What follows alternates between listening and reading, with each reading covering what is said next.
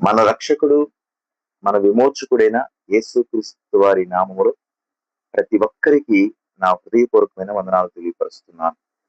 ఈ ఉదయకాల సమయంలో దేవుని మాటను, ఆయన వాగ్దానమును ధ్యానం చేసుకుందాము. సామెతల గ్రంథం 28వ అధ్యాయము 13వ వచనాన్ని ధ్యానం చేసుకుందాం. అతిక్రమములను దాచిపెట్టువాడు వర్ధిల్లడు, వాటిని ఒప్పుకొని విడిచిపెట్టువాడు కనికరము పొందును. దేవాది దేవుడు సర్వశక్తిమంతుడు, పరిశుద్ధుడైన వారు తెలియపరుస్తున్న మాట ఏంటంటే, అతిక్రమము దాచిపెట్టేవాడు వర్ధిల్లడు అంట. దానిని ఎవరైతే విడిచిపెడతారో వాడు కనికరాన్ని పొందుకుంటారు. ఈ ఉదయకాల సమయంలో మన జీవన విధానంలో అనేకమైన వాటిని మనం దాచుకుంటూ ఉంటాం. కొంతమంది డబ్బులు దాచుకుంటారు, కొంతమంది బంగారము వెండి దాచుకుంటా ఉంటారు, కొన్ని విలువైన వస్తువులను దాచుకుంటా ఉంటారు. వారి భవిష్యత్తు నిమిత్తము, లేకపోతే వారి పిల్లల భవిష్యత్తు నిమిత్తం. మంచిదే దాచుకోవటం అనేది. మరి వారి జీవన విధానం బట్టి, వారికి అవసరాన్ని బట్టి దాచుకుంటున్నారు కాబట్టి దాని గురించి నేను ఎక్కువ మాట్లాడను. కానీ అయితే బైబిల్ గ్రంథం ఏమి చెప్తుందంటే, వేటిని దాచుకున్నా దేవుడు వాటి గురించి ప్రస్తావించడం లేదు. కానీ ఈ ఉదయకాల సమయంలో అతిక్రమం దాచిపెడితే మాత్రం దేవుడు స్పష్టంగా తెలియపరుస్తున్నాడు, వారు వర్ధిల్లరు అని. అతిక్రమము దాచిపెట్టేవాడు దేవుని సన్నిధిలో కనికరము పొందడు అని. రెండు విషయాలు కనబడుతున్నాయి ఇక్కడ. ఒకటి, దాచిపెట్టకూడదు. రెండోది, ఒప్పుకోవాలి. ఈ రెండింటినీ అనుభవాలు ఎవరి జీవితంలో అయితే ఉంటారో వారి గురించి స్పష్టంగా దేవుని గ్రంథం తెలియపరుస్తుంది, వారు వర్ధిల్లుతారు. రెండోదిగా, దేవుని కనికరాన్ని వారు పొందుకుంటారు. మనం దేవుణ్ణి ఆరాధిస్తున్న వారమే, యేసుక్రీస్తుని ఎరిగిన వారమే, ఆయన ప్రేమను ఎరిగిన వారమే. దేవుడు ఏంటో మనకు తెలుసు. కానీ దేవుని మనస్తత్వం ఏంటో మనం తెలుసుకున్న వారుగా మనం ఉండాలి. దేవుడి ఆలోచన ఏంటో, ఆయన ఉద్దేశాలు ఏంటో మనం తెలుసుకోగలిగిన వారుగా ఉండాలి. దేవుడు మన పక్షంగా ఏం ఆలోచన కలిగిన వారో తెలుసుకోగలిగిన వారుగా ఉండాలి. దేవుడు మన ఎదుట ఆయన ఏం కోరుకుంటున్నారంటే, పరిశుద్ధంగా మనం జీవించాలని, పరిశుద్ధమైన జీవితాన్ని మనం కలిగి ఉండాలని దేవుడు కోరుకుంటున్నారు. ప్రతి మనిషి ఏదో ఒక పొరపాటు, అవిధేయతలు చేస్తూనే ఉంటాడు తన బలహీనతను బట్టి. అయితే ప్రభు సన్నిధికి వెళ్ళినప్పుడంట వాటిని ఒప్పుకోవాలంట.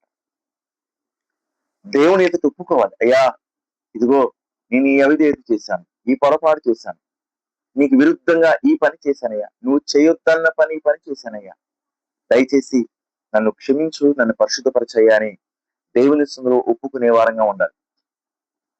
మనం అనుకుంటాము అతిక్రమం అంటే చాలా పెద్దది, చాలా ఘోరమైనవి అయ్యి అతిక్రమాలు అనుకుంటాం. కానీ దేవుని దృష్టిలో అతిక్రమం ఏంటి తెలుసా? చిన్న అబద్ధం కూడా అతిక్రమమే. వాడు తన జనకుడు సాతానుని అపవాదని దేవుడు సెలవిస్తున్నాడు.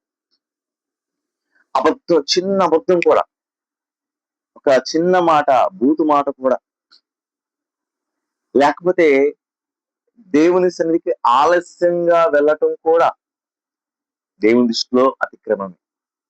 వాటిని ఒప్పుకోవాలని మనం. అయ్యా, ఈ పని చేశాను, నన్ను క్షమించయ్యా అని ఎవరైతే ఒప్పుకుంటారో వారు వర్ధిల్లుతారంట. రెండో అనుభవం ఏంటంటే, విడిచిపెట్టే అనుభవం. ఈ రెండు అనుభవాలు ఖచ్చితంగా క్రైస్తవుని జీవితంలో ఉండాలి. ఈ రెండు అనుభవాలు లేకుండా అతడు క్రైస్తవుడు అవ్వడు, తన జీవితంలో దేవుని కృపను, దేవుని కనికరాన్ని పొందుకోలేదు. ఈ అనుభవాలు లేకుండా ఏ వ్యక్తి దేవునితో సహవాసము చేయలేడు. అసలు ఒప్పుకునే అనుభవం ఉండాలి, విడిచిపెట్టే అనుభవం ఉండాలి. మనుషులు చూస్తారేమోనని భయపడుతూ మనుషులకు కనబడకుండా అనేకమైన అవిధేయతలు చేసేవారు ఈ లోకంలో అనేక మంది ఉన్నారు. ఈవెన్ ప్రభువు నమ్ముకున్న వాళ్ళు కూడా మనుషులు చూడట్లేదు అని భ్రమపడే వాళ్ళు కూడా ఉన్నారు. నిజంగా మనుషులు చూడరేమో, కానీ ప్రతి నేత్రము ఆయన చూస్తుందని బైబిల్ గ్రంథం స్పష్టంగా తెలియపరుస్తూ ఉంది. ఆయన నేత్రం ప్రతి ఒక్కరిని చూస్తుందని బైబిల్ గ్రంథం చెప్తూ ఉంది. ఈ ఉదయకాల సమయంలో ఆయనకి మరుగైనది ఏది లేదండి. ఆయనకి ఆయన ఎదుట మనం దాచిపెట్టేది ఏమీ లేదు. కాకపోతే మనం దాచిపెడుతున్నామని బాధ ఆయనకంతే. అందుకని ఆయన ఎదుట యథార్థంగా ఉండాలంటే ఖచ్చితంగా మనం ఒప్పుకోవాలి మనం. వాటిని మనస్సులో కప్పిపెట్టకూడదు. వాటిని ఒప్పుకోవాలి. ఎప్పుడైతే ఒప్పుకుంటామో దేవుడు అంటే చెప్తున్నాడు, ఆ వ్యక్తి వర్ధిల్లుతాడంట. అలాగనే దాన్ని విడిచిపెట్టాలంట మళ్ళీ. ఒప్పుకోవడం ఒకటే కాదు, విడిచిపెడితే దేవుని కనికరాన్ని పొందుకుంటాడంట. నేను ఒక మాటని జ్ఞాపకం చేసి ప్రార్థన చేస్తాను. ఎక్కువసేపు దీని గురించి మాట్లాడవచ్చు, కానీ నా సమయము ఇంతవరకే నేను ఫిక్స్ చేసుకోవడం వల్ల నేను ఎక్కువసేపు వాక్యము ప్రకటించట్లేదు. కొద్ది మాటలే ప్రతిరోజు ప్రకటన చేస్తున్నాను. యోహాను సువార్త 4వ అధ్యాయం 28వ వచనం. ఆ స్త్రీ తన కుండ విడిచిపెట్టి ఊరిలోనికి వెళ్ళి, మీరు వచ్చి నేను చేసినవని నాతో చెప్పిన మనుషును చూడి, ఈయన క్రీస్తు కాడా అని ఆ ఊరి వారితో చెప్పగా. ఉదయకాల సమయంలో యోహాను సువార్త 4వ అధ్యాయం. ఈ స్త్రీ గురించి అందరికీ పరిచయమే, సమరయ్య స్త్రీ. ఈ స్త్రీ యొక్క వ్యక్తిగతం, తన వ్యక్తిగత జీవితం ఏంటంటే తెలియని వారికి తెలియపరుస్తున్నాను. ఈ స్త్రీ దేవునికి విరుద్ధంగా, దేవునికి సర్వశక్తిమంతునికి విరుద్ధంగా తన జీవితాన్ని కొనసాగిస్తూ ఉంది.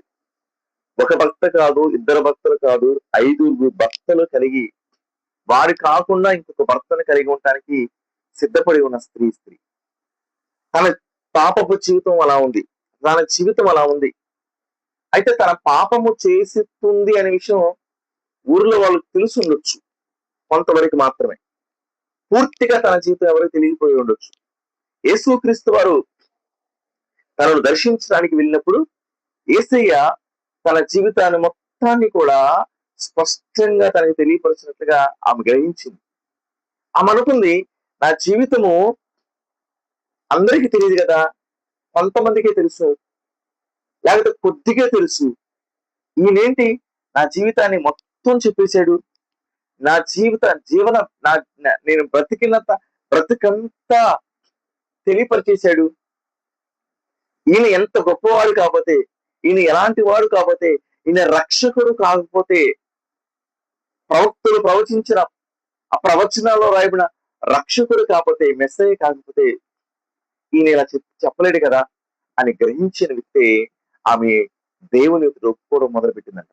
యేసయ్య అన్నాడు, అయ్యమ్మ నీకు 5 భక్తులు ఉన్నారు, ఇప్పుడు ఉన్నవాడు కూడా నీ వాడు కాదంటే, లేదయ్యా అని ఆమె తన పాపాన్ని ఒప్పేసుకుంది. అయ్యా నువ్వు కరెక్టే చెప్పావయ్యా, నువ్వు వాస్తవమే చెప్తున్నావు నా జీవితాన్ని. నన్ను మొట్టమొదటిసారి నువ్వు చూసావు, నువ్వు నేను కలుసుకోవడం ఇదే మొదటిసారి, నా దగ్గర రావడం ఇదే మొదటిసారి. నేను ఎవరో కూడా మీకు తెలియదు, పైపెచ్చు మేము సమరయులో, మీరు యూదులు, మీరు మాతో సాంగత్యం చేయరు, మీతో మాతో ఫ్రెండ్షిప్ చేయరు. యూదులండి సమరయులతో సాంగత్యం చేయరండి, దానికి బైబిల్లో వివరణ ఉంది. ఎప్పుడైనా వాక్యంలో నేను దాని గురించి వివరిస్తాను. యూదులు సమరయులతో సాంగత్యం చేయరు, అసలు సమరయుల దగ్గరికే రారాడు. అలాంటి వారు మీరు ఎప్పుడు మా దగ్గర రారు కదా, మీరు ఎలా నా జీవితాన్ని చెప్పగలిగారు? ఇదిగో మా పితరులు చెప్పారు మెస్సయ్య వస్తాడు, రక్షకుడు వస్తాడని. ఆయన వస్తే మా బ్రతుకులు మారుస్తారని మా పితరులు ప్రవచనాలు చెప్పారు. ఆయన రాక కోసం మేము ఎదురు చూస్తున్నాం అంటే యేసుక్రీస్తు వారు అన్నారు కదా, నువ్వు వెతుకుతున్న వాడివి, ఎదురు చూస్తున్న ఆ మెస్సయ్యను నేనే అనగానే ఆమె ఆ మాటలు నమ్మి ఎమ్మంటే తన పాపాలన్నీ ఒప్పేసుకున్నాడు. దేవుని ఒకటి ఒప్పుకోగానే దేవుడు ఏం చేసింది, ఆమెని కనికరించాడని బైబిల్ గ్రంథం చెప్తుంది. ఆ ఒప్పుకోవడమే కాదు, 4వ అధ్యాయం 28 వచ్చిన రాయబడింది, కొండను విడిచిపెట్టిందంట. దాని అర్థం ఏంటంటే తన పాపానంతా విడిచిపెట్టి ఊళ్ళోకి వెళ్ళి యేసు ప్రభు గారి నుంచి ఊర్లో వస్తానే చెప్పిందంట. ఏమని చెప్పిందంటే సార్, ఇదిగో స్వస్థపరిచేవాడు వచ్చాడు, ఇదిగో అద్భుత కార్యములు చేసేవాడు వచ్చాడు, ఇదిగో ఆకాశం నుంచి మన్నాను కురిపించేవాడు వచ్చాడు చెప్పరా. నా పాపమును, నా అవిధేయతను, నేను చేసిన దేవుని వచ్చిన విరుద్ధమైన అతిక్రమములన్నీ కూడా నాకు తెలియపరిచిన వాడు, స్పష్టంగా తెలియపరిచిన వాడు, ఇదిగో ఒక అతను ఉన్నాడు, ఇతను క్రీస్తు కాడా అని. గొప్ప అద్భుతమైన విషయం ఏంటంటే చాలా విషయాలు మాట్లాడుకోవచ్చండి ఈ వాక్యాన్ని గురించి. కానీ నేను చెప్పే కదా కొద్ది సమయం తీసుకుంటానని. ఆ అమ్మాయి గొప్ప విషయం ఏంటంటే తన ఊరిలో వాళ్ళందరికీ చెప్పిందంట, ఈ వ్యక్తిని బట్టి, ఈ పాపాత్మురైన స్త్రీ వ్యక్తిని బట్టి ఊరిలో వాళ్ళంతా కూడా యేసునందు విశ్వసించారని బైబిల్ గ్రంథం చెప్తుంది. చూడండి, పాపాత్ములైన స్త్రీలు మనం చిచ్చి నీ బతుకు ఎంత చండాల బతుకు, నీ వల్ల ఎవరికి ఉపయోగము అని చేదరించుకుంటా ఉంటాం. కానీ దేవుడు చెప్తున్నాడు, పాపమును ఒప్పుకుంటే, ఆ పాపమును విడిచిపెడితే నువ్వు కనికరాన్ని పొందుకుంటావు. దేవుని కనికరము నీ ఎదుటికి వస్తుంది. దేవుని కనికరము నీ మీద ఉంటుంది. ఉదయకాల సమయంలో సమరయ స్త్రీ దేవుని కనికరాన్ని పొందుకుంది, పాపాన్ని విడిచిపెట్టింది. దానికి సాదృశ్యం ఏంటంటే ఆ ఊరిలో వాళ్ళంతా ఈ మాటను బట్టి విశ్వసించారు. ఒక్క మాటను బట్టి విశ్వసించరండి. తన పాపాన్ని విడిచిపెట్టి నేను పరిశుద్ధంగా జీవిస్తానని చెప్పుకొనొచ్చు సువార్త. ఇదిగో నా పాపాలన్నీ తెలియపరిచి నా హృదయం మార్చిన వాడు, చీకటిలో ఉన్న నా హృదయాన్ని వెలుగులోకి నడిపించిన వాడు అని అనేక మందికి తన సాక్ష్యాన్ని చెప్పుకున్నాడు. ఇంకా చాలా విషయాలు మాట్లాడుకోవాలి, కానీ ప్రార్థన చేసుకుందాం. మహాపరిశుద్ధుడా, ప్రేమాస్వరూపేం దేవా, నీకు వందనాలు, స్తోత్రాలు. ఉదయకాల సమయంలో తండ్రి, అతిక్రమలు దాచిపెట్టేవాడు వర్ధలుడు, వాటిని విడిచిపెట్టేవాడు కనికరం పొందుకుంటారని మీ లేఖనం సెలవిస్తుంది. మా జీవితాలు ఎంతకాలము క్రైస్తవ జీవితంలో మేము ఉన్నా, ఎంతకాలం మందిరానికి వెళ్తున్నా, కొన్ని అనుభవాలు, కొన్ని పరిస్థితులు మమ్మల్ని వెంటాడుతూనే ఉన్నాయ్యా. అతిక్రమము దాచిపెట్టే అనుభవంలోనే మేము ఉంటున్నాం. ఇంకొక అనుభవం దాన్ని విడిచిపెట్టలేకపోతున్నామయ్యా. సహాయము దయచే ప్రభువా. మేము ఒప్పుకోవాలి, వాటిని విడిచిపెట్టాలి. అట్టి ఘనత మాకు దయచేయండి. సమరయ స్త్రీ వలె ఒప్పుకోవాలి. మీ ఎదుట తన పాపాన్ని ఒప్పుకుంది. మీరు చెప్పంగానే అయ్యా అవునయ్యా నిజమయ్యా అని ఒప్పుకుంది. వాక్య స్వరూపైన నువ్వు ఆ వాక్ రూపంలో దర్శించినప్పుడు తన పాపాలు ఒప్పుకుంది. అలాగనే విడిచిపెట్టిందని రాయబడింది. మూడవదిగా సాక్షిగా నిలిచింది. ఈ 3 అనుభవాలు తన జీవితంలో మీరు ఎలా కలగ చేశారో మాకు కూడా కలగ చేయమని ప్రార్థన చేస్తున్నాను. ఒప్పుకునే అనుభవం, విడిచిపెట్టే అనుభవం, నీ కొరకు సాక్షిగా బ్రతికే అనుభవం, ఈ 3 అనుభవాలు మాకు దయచేయండి అయ్యా. అలాగనే ఎంతమంది అయితే పాపమును ఇంకా భుజముల మీద వేసుకున్నారు, పాపమును ఇంకా హృదయం మోస్తూ ఉన్నారు, వారిని దర్శించయ్యా. ఒప్పుకోవాలి, విడిచిపెట్టాలి, నీ ఎదురు సాక్షిగా బ్రతకాలి, నీ కనికరం పొందుకోవాలి. అట్టి ధన్యత మాకు దయచేయండి. అనారోగ్యంతో బాధపడుతున్న వారిని ముట్టి స్వస్థపరచండి. ఆర్థిక ఇబ్బందులతో బాధపడుతున్న వారిని జ్ఞాపకం చేసుకోండి అయ్యా. కుటుంబ సమస్యలతో బాధపడుతున్న వారిని జ్ఞాపకం చేసుకోండి అయ్యా. ప్రతిదీ ప్రభా గొప్ప కార్యము నీ ప్రజల పక్షంగా చేయండి. యేసు నామమున అడుగుతున్నాము తండ్రి, ఆమేన్. దేవుని కృప మనందరికీ తోడే ఉండును గాక. ఆమేన్. మన రక్షకుడు, మన విమోచకుడు